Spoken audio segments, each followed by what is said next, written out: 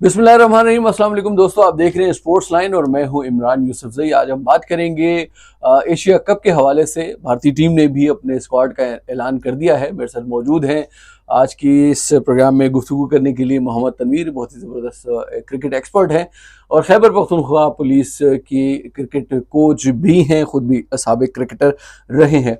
अगर बात की जाए भारतीय क्रिकेट टीम की तो जो चीज़ जहन में आती है, अगर हम ओवरऑल अगर क्रिकेट की सिलेक्शन के हवाले से बात करें और अगर हम ये बोलें कि जनाब करब परवरी की जाती है या ज़ाती पसंद नापसंद की जाती है या जो तजुर्बाकार खिलाड़ी हैं उनको टीम में जैसे बाहर रखा जाता है, जो नए खिलाड़ी हैं या कम तजुर्बाकार हैं उनको टीम में रखा जाता है, तो आपके जहन में यकीनन सिर्फ पाकिस्तान क्रिकेट टीम आएगी, लेकिन ऐसा नहीं है।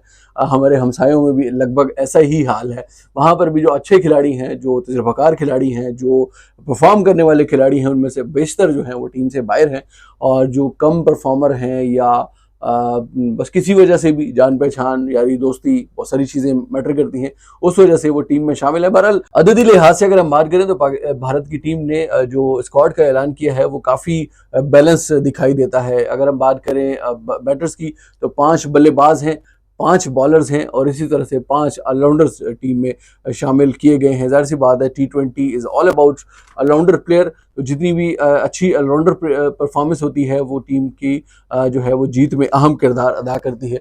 ज़रा सा स्क्वाड के ऊपर नज़र डालते हैं और फिर उसके बाद हम बात करेंगे। सूर्य कुमार यादव को कप्तान रखा गया है इस टीम का, जो एशिया कप में भारत की नुमाइंदगी करेगी। इसके अलावा शुभमन गिल वाइस कप्तान है और ये भी आपको बताते चलें कि 30 जुलाई 2024 को शुभमन गिल ने अपना आखिरी T20 मैच खेला, यानी लगभग 13 महीने के बाद वो टीम में वापसी कर रहे हैं और वापस आने के फ़ौरन बाद वो वाइस कप्तान बन गए हैं। ये भी एक बड़ी कमाल की चीज़ है। कुछ और भी आपको इससे रिजेम्बलेंस याद आ रही होगी, लेकिन उसको छोड़ें, वो एक अलग चीज़ है, ये कुछ अलग चीज़ है। बहरहाल इसके अलावा अगर हम बात करें तो जनाब संजू सैमसन हैं, जितेश शर्मा हैं, रिंकू सिंह हैं और अगर हम ऑलराउंडर्स की बात करें तो अभिषेक शर्मा, शिवम दुबे, हार्दिक पांड्या, तिलक वर्मा, अक्षर पटेल इस टीम का हिस्सा हैं। इसके अलावा अगर अर्शदीप सिंह और इसके अलावा कुलदीप यादव, वरुण चक्रवर्ती, जसप्रीत बुमराह और हर्षित राणा जो है वो बॉलर्स की हैसियत से इस स्क्वाड में जगह बनाने में कामयाब रहे हैं। 2 इसमें जो है फास्ट बॉलर्स रखे गए हैं और 3 इसमें स्पिनर्स को जगह दी गई है।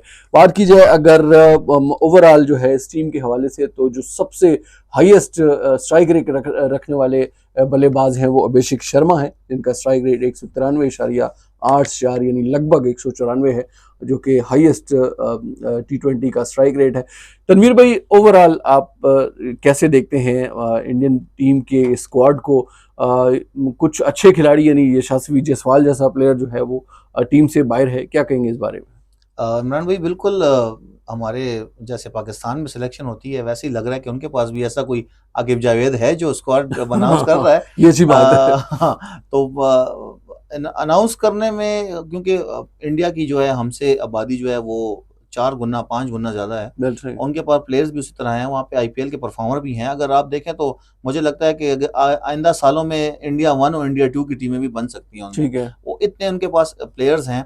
आपने स्ट्राइक रेट की बात की तो सिलेक्शन कमेटी ज़्यादातर T20 में यही देखती है कि वो अपने प्लेयर्स उनके पास जो रोल में फिट आते हैं, उस स्क्वाड में फिट आते हैं, जो उनको प्लेइंग कंडीशन के हिसाब से जो उन्होंने परफॉर्मेंस की थी। क्योंकि इंडिया और पाकिस्तान, UAE, ये बांग्लादेश हो गया, इनकी जो सब कॉन्टिनेंट की जितनी भी पिचेस हैं वो लगभग सेम है, इतना कोई फ़र्क नहीं पड़ता उसमें। तो उसमें वो देखते हैं कि हमें इस वक्त सबसे बेस्ट हमें परफॉर्मेंस कौन दे रहा है। फिर आपने जायसवाल की बात की, अच्छा लेफ्ट हैंड बैट्समैन है। अभी टेस्ट मैचेस में उसने 102 मैच में लगातार 200 किए हैं। मेरा ये ख्याल है कि एज अ सिलेक्टर या एज अ कोच या एज अ जैसे बैठे होते हैं, टीम सेलेक्ट करते हैं, तो मुझे ये लग रहा है कि वो एक लॉन्गर जो फॉर्मेट है उसके लिए जायसवाल बहुत अच्छी परफॉर्मेंस कर रहा था। और फिर जब आप टेस्ट मैचेस में और सब मैचेस खेलते हैं और सब आते हैं, तो मेरा ख्याल में कि लोड मैनेजमेंट और जो उनकी जो टीम है, हम्म। मैनेजमेंट टीम है, तो उसने ये सोचा होगा कि ऐसा इवेंट है तो क्यों ना हम अपने एक्सपीरियंस प्लेयर्स के साथ जाएं।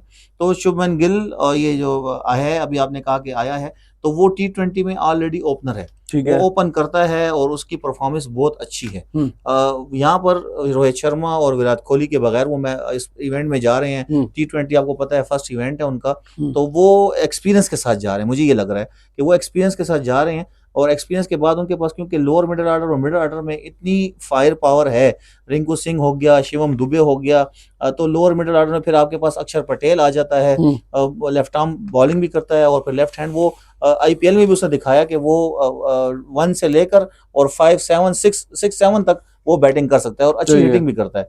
तो मुझे ये लग रहा है कि उन्होंने अब जो स्क्वाड उन्होंने इसमें मुरतब किया है, जैसे 5 बैट्समैन है पूरे, स्ट्राइक रेट उनके देखें तो 140 139 40 50 से ऊपर ही हैं, 140 से प्लस है। 140 प्लस हैं।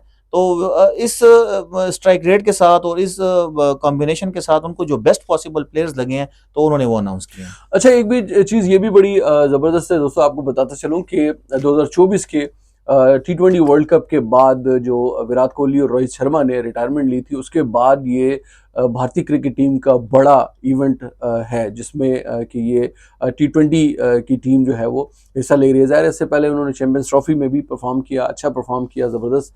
लेकिन जो T20 की हैसियत से अगर हम बात करें तो T20 वर्ल्ड कप 2024 के बाद ये भारतीय टीम का 2 स्टार जो बैटर्स हैं रोहित शर्मा और विराट कोहली, उनके बाद ये पहला इम्तिहान है।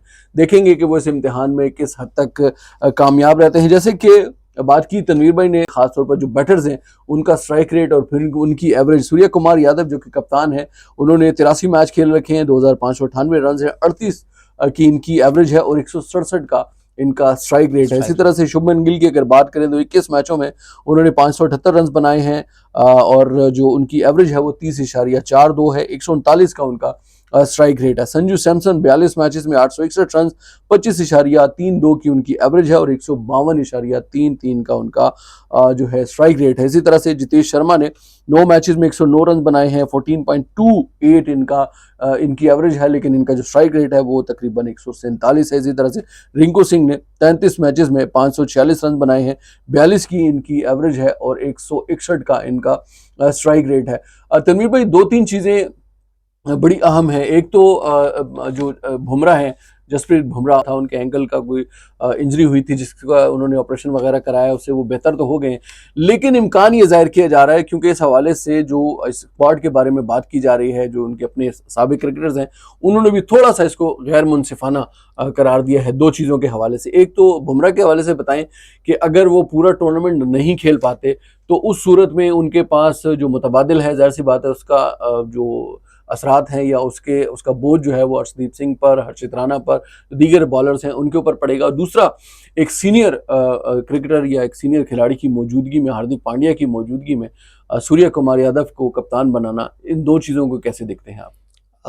इमरान भी, जब स्क्वाड अनाउंस किया जाता है तो फिजिकल फिटनेस टेस्ट होते हैं, ठीक है। उसमें आप फिजिकल फिटनेस टेस्ट पास करते हैं और आपको दिखाया जाता है कि आप फिट हैं, फिट शो किया जाता है। बोर्ड के इंटरनल टेस्ट भी होते हैं। फिर अगर आपने ऑपरेशन किया हुआ है, जैसे आपने बताया कि एंकल का ऑपरेशन हुआ है, तो वो उससे फुली रिकवर हुआ है, रिहैब करके, हर चीज़ करके वो लास्ट टेस्ट मैच खेला है इंग्लैंड के खिलाफ। तो ऐसा कोई प्रॉब्लम नहीं होती अगर कोई स्क्वाड में आपको डाल रहा है। और देखें, ये एक मेगा इवेंट है, आपका है एशिया कप, लेकिन मेगा इवेंट है। मेगा इवेंट में आपके जितने सीनियर प्लेयर्स जूनियर के साथ मिलके खेलते हैं, तो दूसरी टीम पे आपके सीनियर प्लेयर का प्रेशर होता ही होता है। ठीक है। अब बुमराह ऐसा बॉलर है, वर्ल्ड नंबर 1 है, टेस्ट T20 वनडे में नंबर 1 रह चुका है।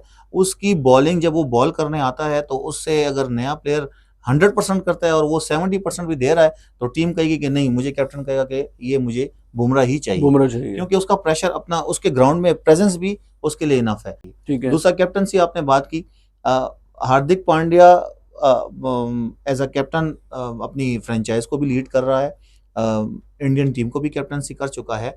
लेकिन इस वक्त एक मुझे ऐसा लग रहा है कि उसकी जो जैसे आप कहेंगे कि प्लेइंग कंडीशन में जब प्लेयर्स जो कैप्टन जो होता है वो टीम को लीड करता है, तो टीम को जब वो लीड करता है तो उसका एटीट्यूड या उसका कुछ ऐसा प्रॉब्लम देखा गया है या ऐसा कुछ बात हुई है कि वो परफॉर्मेंस उस तरह नहीं दे सकता था। ठीक है। एज अ कैप्टन उसने पिछला आईपीएल भी जीता था। इस हम्म। आईपीएल में वो मुंबई इंडियंस का कैप्टन एज अ कैप्टन आया, क्योंकि रोहित शर्मा गया तो इसको एज अ कैप्टन वो लेके आया, लेकिन वो इतनी अच्छी परफॉर्मेंस ना कर सका। ठीक है। तो कैप्टन वो देखा जाता है कि जो आपके अब जैसे आपने टीम बात को की साथ लेकर टीम चल को सके। साथ लेके चले, और फिर ये ऑलराउंडर है।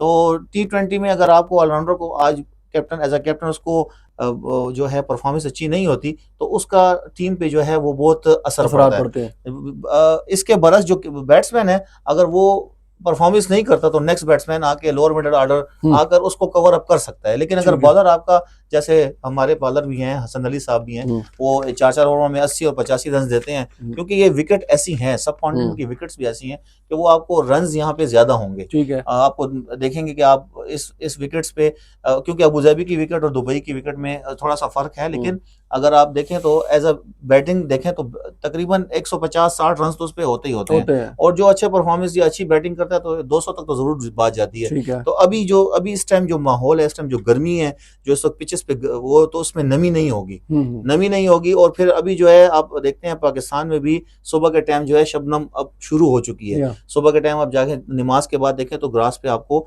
बहुत ज्यादा शबनम मिलेगी। इसी तरह वहां पे भी यही कंडीशन है। तो वो ग्राउंड जो है वो थोड़े से बिल्कुल ऐसे जैसे उसकी ग्रास जो है वो खत्म होने की अभी शुरू हो गई है। तो ये जो है ये विकेट में भी थोड़ी सी नमी जो होगी वो शाम के टाइम बाद में शुरू हो जाएगी। तो जो पहले बैटिंग करेगा उसके लिए थोड़ी सी डिफिकल्टी होगी, जब सेकंड बैटिंग के लिए आएगा तो फिर बॉल बहुत सीधा रहेगा।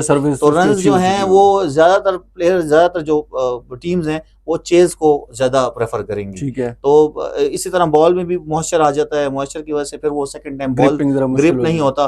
तो ये थोड़े से अवामिल हैं कि हार्दिक पांड्या को मेरा ख्याल है इसलिए कैप्टनसी नहीं दी गई, क्योंकि already Shubman Gill test team का कैप्टन है और टी20 में कैप्टन उनके सूर्या कुमार यादव ऑलरेडी अच्छी परफॉर्मेंस भी कर रहा है और कैप्टन भी है। बहुत शुक्रिया तनवीर भाई। यकीनन इंडिया की टीम ऐसी है कि किसी भी मौके पर और किसी भी टूर्नामेंट में मुखालिफ टीम को टफ टाइम दे सकती है। और यकीनन तनवीर भाई की ये बात भी बड़ी अच्छी और दुरुस्त है कि वो हमेशा परफॉर्मेंस की बुनियाद पर टीम के जो है वो सिलेक्शन करते हैं। और फिर सबसे अच्छी चीज़ ये है कि बैटिंग की अगर हम बात करें तो अभिषेक शर्मा, सूर्या कुमार यादव, शुभमन गिल और दीगर जो बैट्समैन है, संजू सैमसन, इनकी जो बैटिंग है वो बड़ी ज़्यादा काउंट करेगी और इनकी बैटिंग के ऊपर जो है वो इंडिया की टीम का जो है वो फतह या शिकस्त का इन्हिसार होगा। इसी तरह से अगर बॉलिंग की बात करें तो उसमें बुमराह, अर्शदीप सिंह, वरुण चक्रवर्ती, कुलदीप यादव और दीगर जो उनके बॉलर्स हैं उनके ऊपर इसकी परफॉर्मेंस जो है वो बहुत ज़्यादा मैटर करेगी। बहरहाल देखते हैं कि इस एशिया कप में इंडिया की टीम किस हद तक या किस राउंड तक जा सकती है।